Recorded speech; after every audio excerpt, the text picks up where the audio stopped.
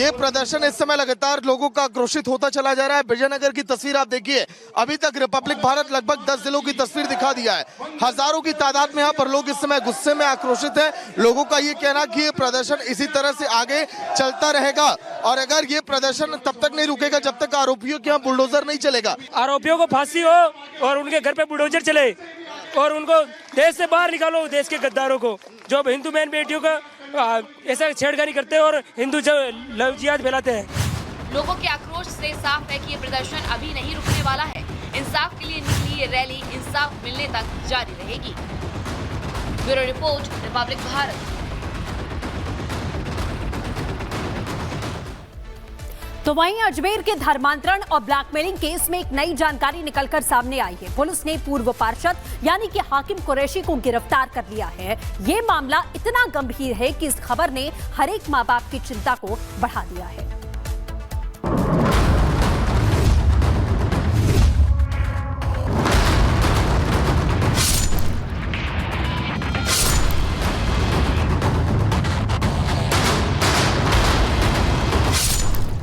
राजस्थान के ब्यावर जिले में ब्राह्मण लड़की का धर्मांतरण कराने वाले को 20 लाख रुपए, दलित लड़कियों का धर्मांतरण कराने वालों को 10 लाख रुपए और पिछड़ी जातियों की लड़कियों का धर्मांतरण कराने वालों को 10 से 15 लाख रुपए दिए जाते थे। जातियों के हिसाब से हिंदू लड़कियों के साथ प्यार, धोखा और धर्मांतरण का ये खेल राजस्थान के ब्यावर जिले में रचा जा रहा था, जहां एक पूरा सिंडिकेट स्कूल जाने वाली लड़कियों से पहले दोस्ती करता था।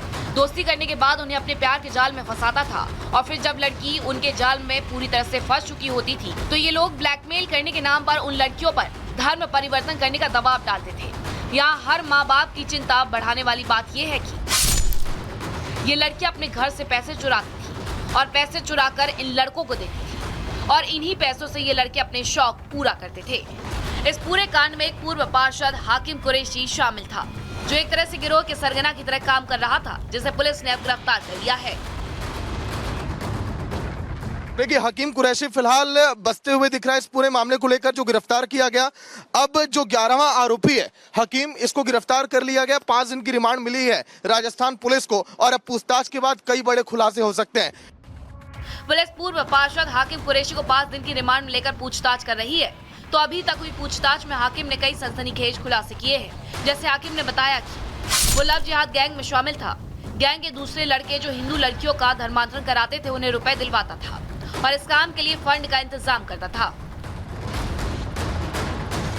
पुलिस अब ये पता लगाने में जुटी है कि ब्राह्मण लड़की का धर्म परिवर्तन कराने के बदले में जो 20 लाख रुपए और दलित लड़की का धर्म परिवर्तन कराने के बदले 10 से 15 लाख रुपए दिए जा रहे थे। आखिर इतने सारे रुपए ये लोग कहां से लाते थे? इसकी फंडिंग कहां से होती थी?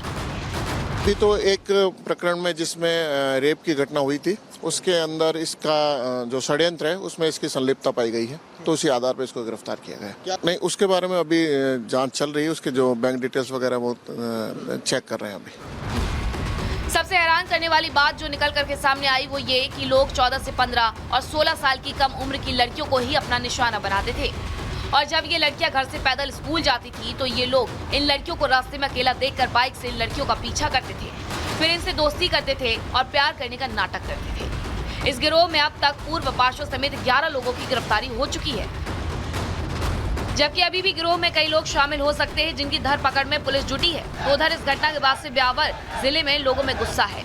लोग बाजार बंद करके विरोध जता रहे हैं। मांग है कि सभी आरोपियों को फांसी दी जाए।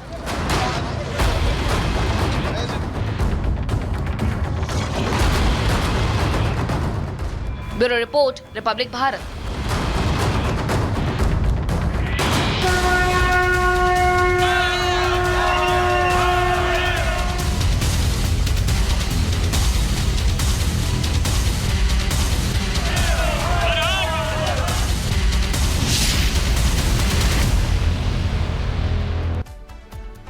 और बात महाकुंभ की। महाकुंभ में आस्था की डुबकी लगाने के लिए नेता से लेकर अभिनेता कारोबारी प्रयागराज पहुंच रहे हैं। आज अभिनेता अक्षय कुमार ने संगम नोस पर संगम में स्नान किया।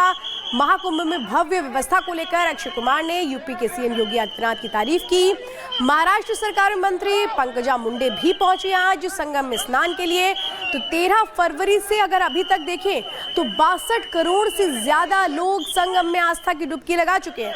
अब 2 दिन बाकी हैं महाकुंभ के समापन में और इसीलिए कोशिश हर किसी की है कि हर कोई 144 साल के बाद आए इस संयोग में डुबकी लगा करके अपनी कामना को पूरी करें। और ये 2 तस्वीरें हम दिखा रहे हैं, अक्षय कुमार जिन्होंने स्नान किया संगम नोज पर, और ये हम आपको दिखा रहे हैं पंकजा मुंडे की तस्वीरें जिन्होंने आस्था की डुबकी लगाई। 2 तस्वीरें हैं।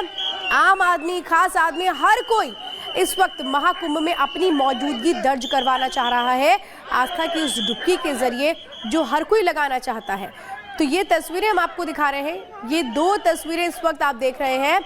तो अक्षय कुमार जिन्होंने आस्था की डुबकी लगाई संगम नोज पर जाकर, लेकिन इसी के साथ और क्या कुछ उन्होंने कहा, सीएम योगी की तारीफ भी की, क्या और कहा सुनिए। बहुत ही मजा आया, बहुत बढ़िया इंतजाम है, बहुत अच्छी तरह, मतलब हम यहाँ के सीएम साहब योगी साहब का बहुत बहुत धन्यवाद करते हैं कि इतना अच्छा इंतजाम कर रखा है। मुझे अभी भी याद है 2019 में जब पिछला कुंभ हुआ था तो लोग गठरी लेके आते थे।